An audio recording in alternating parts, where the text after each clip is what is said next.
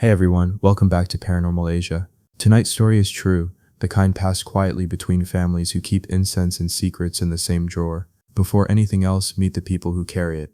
Min, a bookkeeper chasing a promotion. Wei, her grinning fiancé. Auntie Lian, a caretaker of shrines. If you're new here, settle in, and tell me something. Where in the world are you watching from, and what does your clock say right now? Midnight, dawn, the hour matters. In this story, time is a door, and some doors open only when the hands align. Min's job is spreadsheets and small lies. She rounds numbers to make bosses smile, counts coins in her sleep, and wakes tasting copper. Wei delivers scooters and promises. They rent a windowless room above a dried seafood shop. The air smells like tides that never end. Money never stretches far enough. Auntie Lian sells sandalwood sticks, paper mansions, folded gold, and advice priced by silence. Some call her a medium. Others call her a problem. She says she keeps accounts for the dead. Who is hungry? Who is forgotten? Who still answers when their name is burned into smoke? The city hums like a plugged-in hive. Neon buzzes. Drain water glitters black. Motorbikes stitch between buses. At the corner temple, red lamps shake like lantern fruit in monsoon wind. In a side alley, a locked metal door wears talismans like scars. People pass, eyes down, pretending not to know. It's Hungry Ghost Month, though the calendar insists it's just August. Stacks of joss paper lean against buckets like folded birds. Min's landlord tapes an orange under the stairwell to keep wandering spirits from climbing. Wei laughs at superstition, until the stair light blows and stays dark, no matter the bulb. Min counts their debts, then counts her breath. Her mother's hospital bills arrive like tidewater, smudged with fingerprints. A colleague whispers, half joking, about people who ask for help from the other side. Not demons, she says, just cousins we forgot to feed. Min smiles, but the idea hooks behind a rib.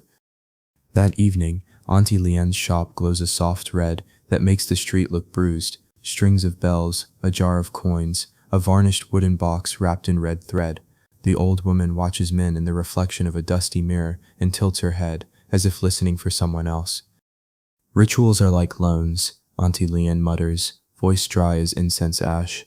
The rules are the interest, pay on time, and the door swings safely. Miss a payment and the door swings back. She places a tiny bowl of uncooked rice between Min's hands.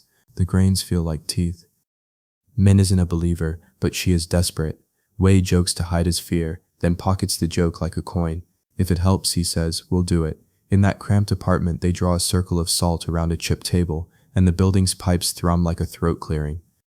They dress the table like an altar. 3 bowls of rice, 3 sticks of incense, 3 cups of strong tea. Numbers matter in stories like these. Odd numbers call, even numbers appease. Auntie Lian's note says wait until 3:33 a.m., when the city feels like a held breath. Outside, night vendors pack away baskets of noodles that smell faintly of star anise and coal. A cat with one ear watches from a gutter mouth. The sea keeps its own time beyond the port, black and patient. Min writes her mother's name on red paper and tucks it under the teacup. The instructions are simple, the way cliffs look simple from a distance.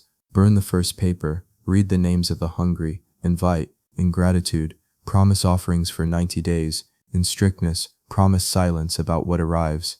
Never bargain, Auntie Lian has written, never thank directly, never turn around when called. Wei laughs again, softer, as if trying not to wake something. We'll be rich, he says. But he doesn't say it a third time. Words repeat like knocks in empty rooms. Min touches the box wrapped in red thread. The thread hums faintly, as if a bee were trapped inside.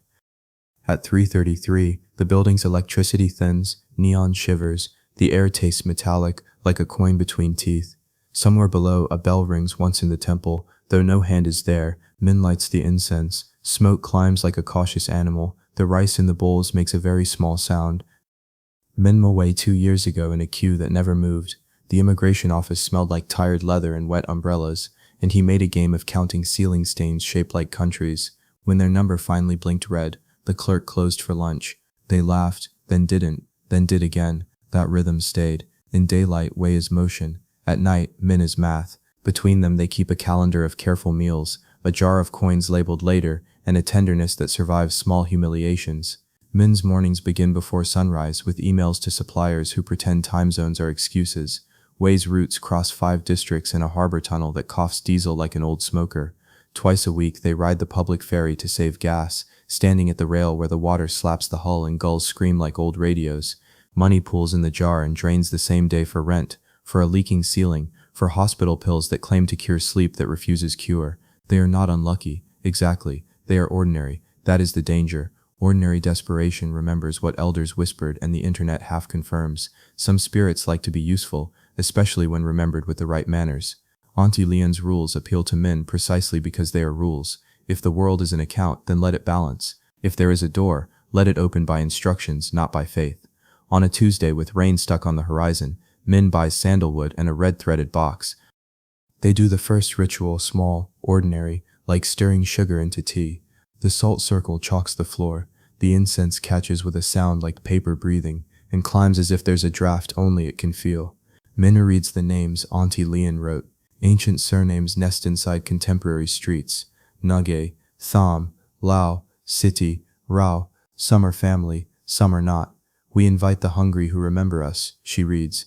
We invite the grateful, the bound by kindness, not by harm. She does not thank, does not bow, does not look at the mirror. Auntie insisted they cover in black cloth. At 3:33, the city has fewer edges. The seafood shop below stops smelling like brine and becomes a quiet tide. The fridge hums a single note. Wei stands with his palms open, not praying, exactly measuring. Min places 3 grains of rice into the saucer, one by one, and feels a shiver that is not cold. Nothing obvious happens, which is the point. In these practices, spectacle is a sign you have called the wrong house. They wait the prescribed minutes. Min burns the first red paper and watches the smoke braid into the ceiling, where the paint bubbles like old scars. They whisper the names again, then end the exact way the instructions describe, by closing their eyes and imagining a door latch falling. Later, when they lie awake, a street cat yowls once, and sudden wind rattles the stairwell. Min decides that is coincidence. Wei pretends he always believed. The city, careful and indifferent, keeps breathing around them. Luck, properly fed, behaves like a half-wild animal, alert, possessive, capable of biting the hand that touches its bowl. Wei jokes they should name it. Min names nothing. She keeps the ledger Auntie Leon demanded. Gains on one side, offerings on the other. Day 3, a taxi driver waives their fare, claiming he miscounted. Day 5, Min's mother's doctor reduces a fee just this once, eyes sliding anywhere but Min's face. Day 8, Wei wins an online raffle for a scooter battery upgrade. On day 9, the jar labeled later overflows. They buy porridge for Auntie Leon and leave it on her counter without thanks, because the rules say gratitude confuses intent. Min feels a slow unclenching in her chest, like a fist relaxing after years. She times her breaths to the ferry's wake. She starts sleeping through the empty hour, but every gift has geometry. A favor from the other side is a line that wants to connect. In dreams, Min walks down a hallway lined with calendars, all turned to August. She wakes at 3:33, throat dry with incense. Wei snores once sharply as though startled in sleep. The clay box on the shelf seems an inch closer to the bed. It isn't, Min tells herself. She moves it back anyway, and adds a bowl of sweet rice as insurance. Outside, the alley dog that never barks lets out one careful sound, the kind you make when you recognize someone in the dark. Min sets her phone face down. The screen, black as water, catches a reflection that doesn't belong to either of them, and then lets it go. On the 10th day, wind arrives from an angle no street admits. Clotheslines tremble, newspaper pages splay like gull wings. Min unwinds the red thread and lifts the lid. Inside sits a small clay figure, the size of a child's palm, painted with ash and saffron and what might once have been gold. Across its chest, 3 characters, wealth through remembrance. Its eyes are unpainted, 2 dents holding darkness like wells. Beneath it, a folded sheet heavy with oil, impressed with thumbprints older than the current government. New instructions, stricter. Feed at dawn on odd days. Burn sandalwood, never pine. Offer sweet rice, never meat. Never speak a name you cannot afford to keep. Never tell anyone where the figure sleeps. If the bowl empties faster than ants can move, do not refill until the incense goes cold. If you hear the clink of coins where there are none, answer by placing a mirror face down. If you feel watched, you are. This, the paper claims, is courtesy. Luck does not like to be ignored. Minda folds the sheet again, hand steady, heart feeling like a second drum inside the first. Wei peers over her shoulder, mouth tilted into a grin that is more habit than belief. He taps the figure once with a fingernail and winces, withdrawing as if the clay had warmth. Later, when Min writes the day's entry in the ledger, a drop of brown water falls from the ceiling onto the page, spreading like a coin. it dries without stain. The city hears rumors before people do. Vendors at the wet market whisper about a narrow street where fortunes turn overnight. A neighbor starts leaving oranges on the stairwell again. A courier in Way's chat group posts a photo of a red threaded box and deletes it a minute later. Auntie Leanne does not smile when Min brings her a warm sesame bun and thanks. "You thanked," she says without saying. Min says nothing. The door swings. Leanne mutters, tapping incense ash into a tray that looks suspiciously like a ledger. Once it swings, it does not like stopping mid-arc. She pushes a calendar across the counter, 90 squares outlined in red. Miss one and the bowl goes hungry. Feed wrong and the bowl learns your taste. Min carries the calendar home as if it were a newborn. Wei cracks a joke that dies halfway out of his mouth. That night, a neighbor pounds on a wall at 3:33, demanding silence from someone who isn't making noise. In the morning, Min finds a coin on the threshold, a currency no one has used for decades, warm as if just pressed by a thumb. She adds a new column to the ledger, unexplained. Across the alley, the cat with one ear watches the apartment door and blinks, slow and sure the way elders nod at a ritual done acceptably. Min thinks of debt like weather. You learn to live under it until one storm teaches you the sky was heavier than you knew. The calendar waits. The first month passes like an experiment no one admits is working. Wait earns tips that defy logic. Passengers forget change. Managers hand him deliveries twice paid. Min receives an anonymous transfer into her account. Small but clean, labeled simply settled. The rice bowl's always empty, but never with crumbs. The figure grows familiar in the corner. Clay face unchanged, yet somehow more present. Like a guest at dinner, who never eats but always breathes with the table. Still, weight gathers in corners. Doors that once stuck swing open on their own. The air tastes of iron at odd hours.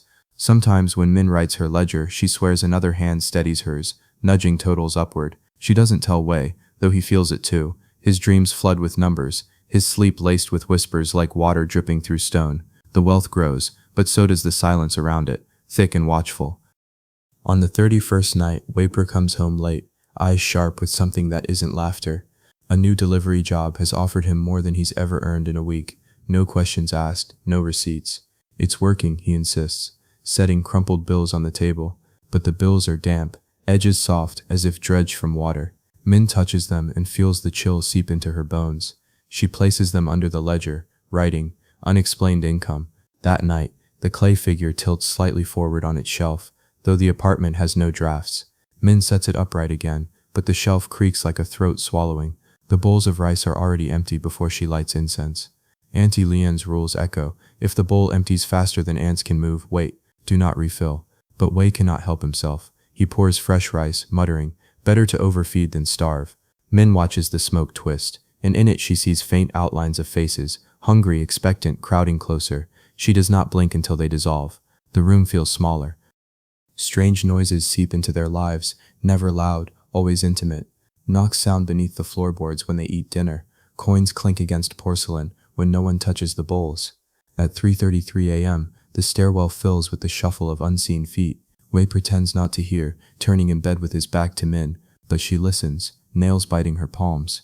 One dawn, she finds 3 fresh coins on the windowsill, foreign, ancient, stamped with square holes in the center. She places them in the ledger, but the page wrinkles and stains beneath them. She hides them in the red threaded box, which seems heavier than before. Meanwhile, Wei's mood shifts. He grows impatient, restless, tapping his fingers until bruises form. He complains of hearing his name whispered whenever he passes a mirror. Min begs him to stop looking, to cover them as instructed, but he laughs. One night after a delivery, Wei lingers in the bathroom. The mirror fogs, yet words appear across the glass. Feed. He insists it was condensation, but Min sees 3 finger marks beneath the letters, pressed from the other side. Desperation bends rules. Wei begins asking aloud for favors, quicker routes, bigger tips, luck with bets. The ritual forbids bargaining, but he bargains anyway. Just this once, he says, what's the harm? That night, Min wakes to find him sitting cross-legged before the clay figure, his lips moving in whispers she cannot hear. The bowls of rice are untouched, yet the figure's clay chest glistens as if damp, as though it had been breathing. The air smells of burnt copper. When she touches Wei's shoulder, he jerks as though pulled from water, eyes wide but not focused.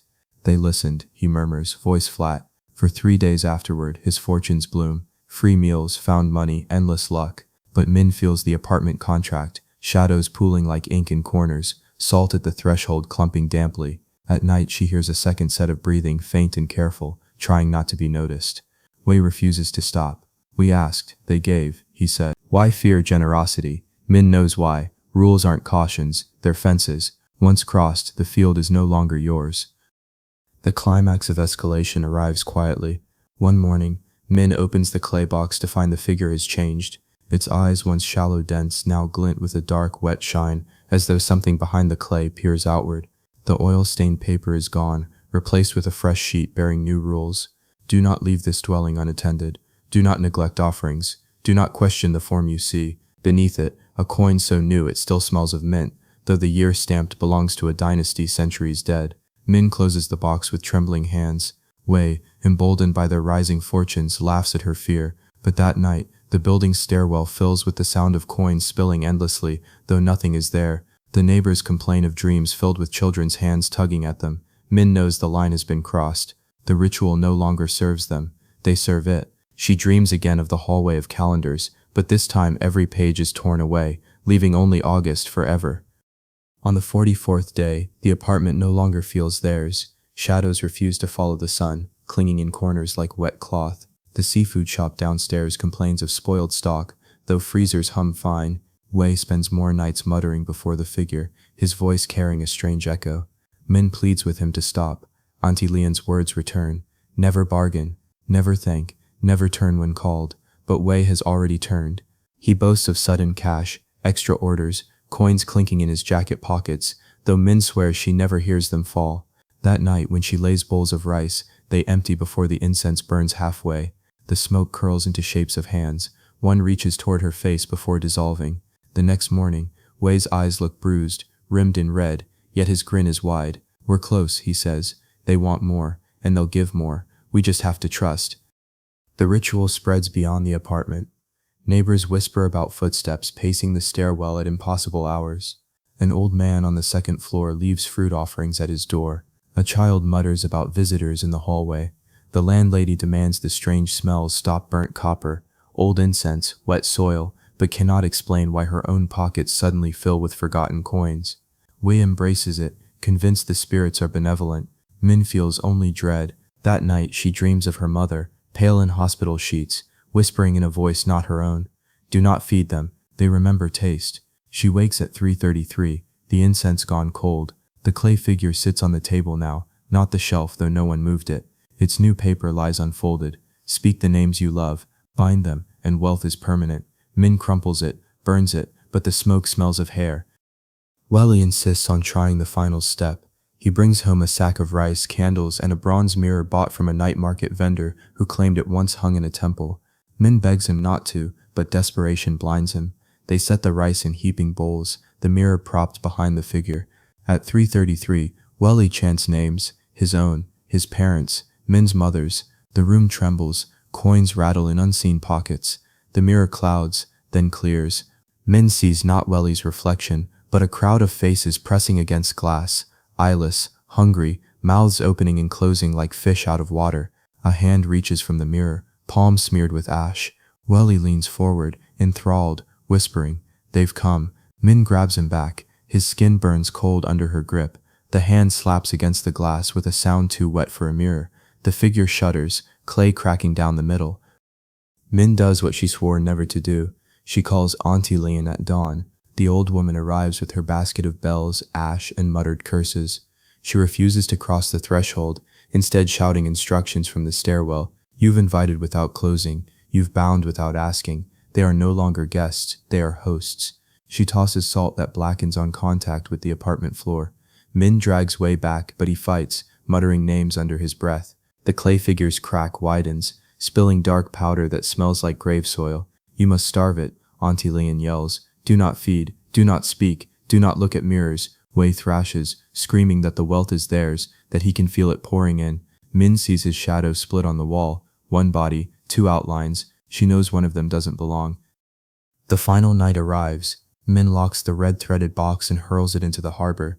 But when she returns, it sits again on the shelf, dripping salt water, thread freshly wound. Wei is gone, though his shoes remain by the door. At 3:33, the bowls of rice vanish entirely, leaving only wet impressions as if pressed by many small hands.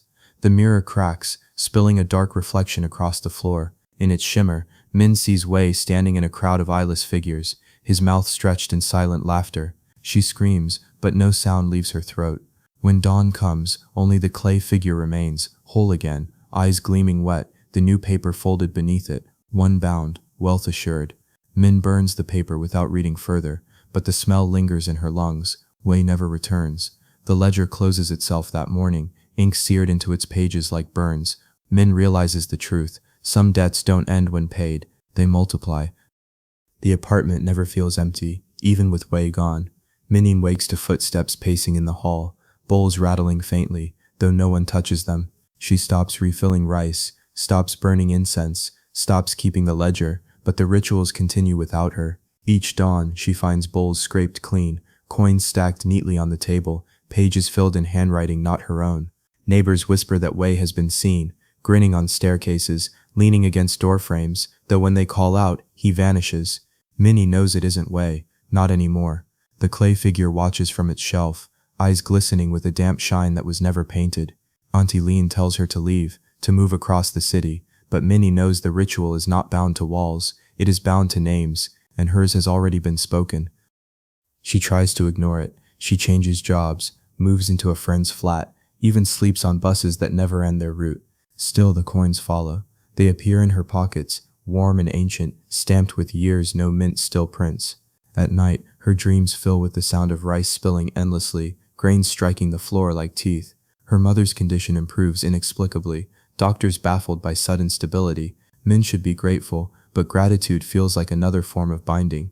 On her mother's bedside table, bowls of fruit rot faster than they should, skin splitting open to reveal damp coins inside. Min does not tell the nurses. She no longer tells anyone anything. The ritual has silenced her, the way wealth silences questions in the world outside.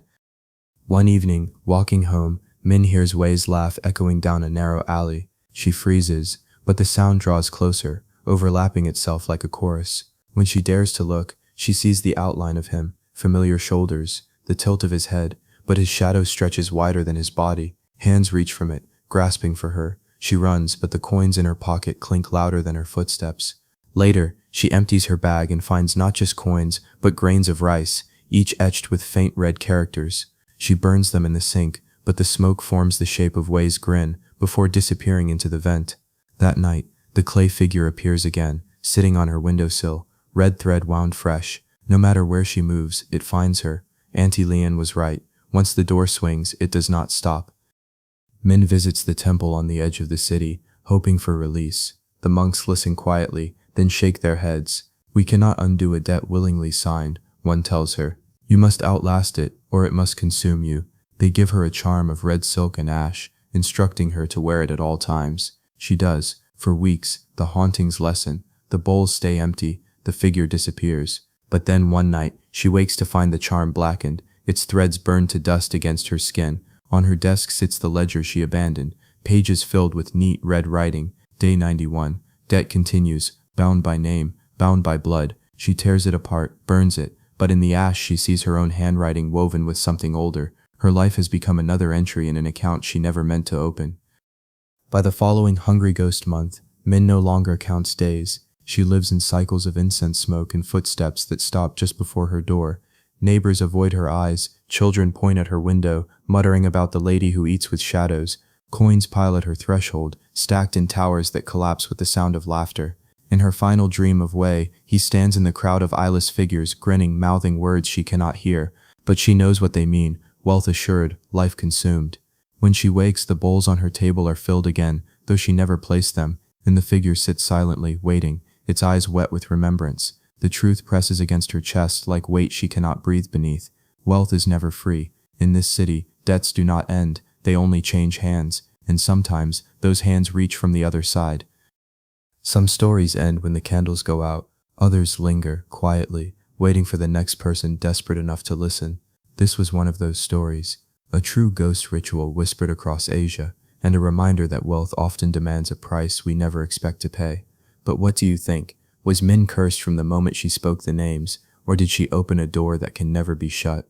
Would you dare attempt a ritual like this, if it promised to change your life? This is Paranormal Asia, where the shadows still speak.